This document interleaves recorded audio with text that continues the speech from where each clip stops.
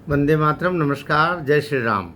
पश्चिम बंगाल विधानसभा में ममता बनर्जी की भवानीपुर सीट से हार, मैं सोचता हूँ अभी जो 5 राज्यों में चुनाव हुए वहाँ तो ये आश्चर्यजनक है ही, बल्कि सबसे बड़ा उलटफेर कह सकते हैं। आश्चर्यजनक से ज़्यादा उलटफेर कह सकते हैं।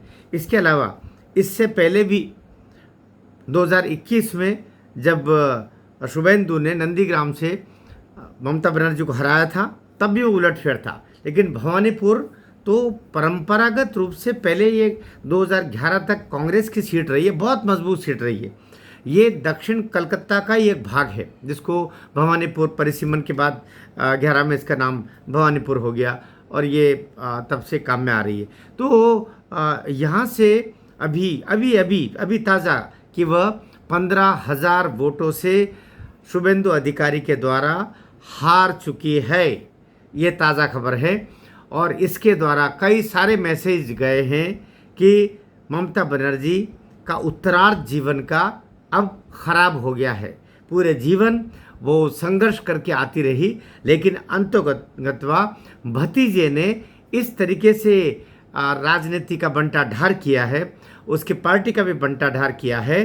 करप्शन, कलंक, महिलाओं के साथ दुराचार कि जिसके कारण से अंततः एक बुरी विदाई, एक कलंकित विदाई ममता बनर्जी की होने जा रही है राजनीति से भी। अब राजनीति का ये उत्तरार्ध भाग है जहाँ से ममता बनर्जी अब वापस लौट नहीं पाएगी। मैं सोचता हूँ ये बड़ी बात है। भवानीपुर कभी आगे कभी पीछे, कभी आगे कभी पीछे, लेकिन माँ काली का ही दूसरा नाम भवानी है और भवानी ने आखिर भवानीपुर में ममता का साथ नहीं दिया और वह जो अभी 58,000 वोटों से उपचुनाव में जीती थी, जब नंदीग्राम में हार गई थी शुभेंदु अधिकारी से, तो ममता बनर्जी अपने टीएमसी के विधायक से सीट खाली करवा करके और वो वहाँ से चुनाव लड़ी थी उपचुनाव में।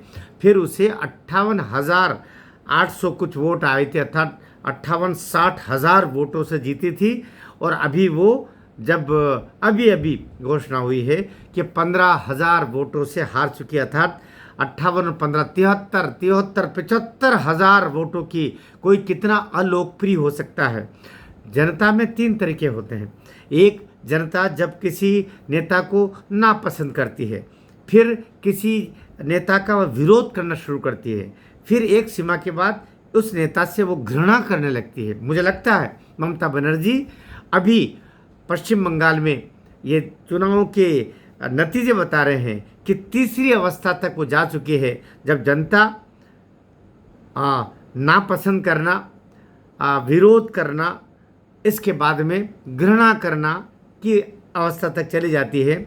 निश्चित रूप से अभी ये जो 75-77 सीटें कुल मिला के उसके पास में आई है, भारतीय जनता पार्टी की जो 21 में स्थिति थी वो 26 में टीएमसी की हो गई है और टीएमसी के जो 210-15 थे वो स्थिति अब बीजेपी की हो गई है। सावधान बीजेपी के लिए भी आवश्यक है कि वो जितने वादे किए हैं उनको बहुत बढ़िया तरीके से निभाएं। और जो टीएमसी के लोग हैं, पता चला है कि अभिषेक बनर्जी तो बिल्कुल गायब हैं और ममता जी बिल्कुल पगलाने की अवस्था पर पहुंच गई हैं। वो बहकी बातें कर रही है। कभी बोल रही मुझे तो उसमें जो मतगणना जहाँ हो रही थी वहाँ मेरे साथ अभद्रता की गई है। कुछ लोग तो कह रहे हैं उसके वो बोल रही कि मुझे पीटा गया है। तो बड़ी विचित्र बात है। वो अभी अपना मेंटल कुछ ऐसा लगता है कि थोड़ा गड़बड़ हो रहा, डिरेल सी हो गई है। लेकिन स्वाभाविक रूप से यह तो है ही, ये जनता है, ये जनता किसी को बख्शती नहीं है।